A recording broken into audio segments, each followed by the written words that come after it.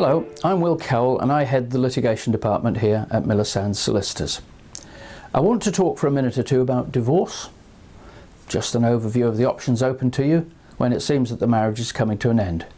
But the things I'm mentioning will be useful for other family problems too. A wise man once said, if your only tool is a hammer, all your problems look like nails. It seems that we tend to assume that divorce equals courts, but that needn't be so nowadays. You can approach family problems, not just divorce, in 5 different ways. First, there's negotiation. There's nothing wrong with discussion, but it does depend on personalities and how much the emotions get in the way. Using a lawyer should help because it's an insulating layer between you and your ex. Then I'd like to mention mediation. For many years now, mediation's been available as an excellent problem-solving tool.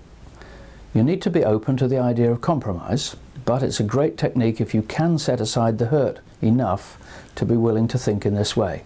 It's also pretty cost-effective. Collaboration's next. In this, the parties agree to sit down together with lawyers to advise and help, and other specialists to help deal with emotional problems or to advise on financial matters. You do have to sign a contract to work together, and this is a powerful incentive to try harder when the going gets rough. It's a very powerful approach, especially when there are children.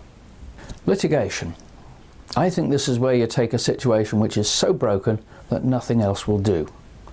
The courts do have power to force a party to do things they don't want to do, like disclosing information or producing documents. It is divisive. It creates a long-term polarizing effect which cements the divisions in place in a family, and it's also expensive, both emotionally and financially. Lastly, there's arbitration. This is the newest technique. It can be likened to hiring a private judge.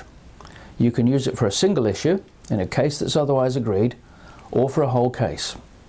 The arbitrator will set the timetable and the documents needed, and the process is quicker than going through the courts. In due course, the courts will enforce the decisions of the arbitrator. It's all about finding and using the right tool to resolve your problem. The more tools you have in your toolbox, the better chance you have of using the right tool for the job. If you'd like to discuss any of the issues that I've mentioned, please get in touch with Miller Sands for a free chat or consultation.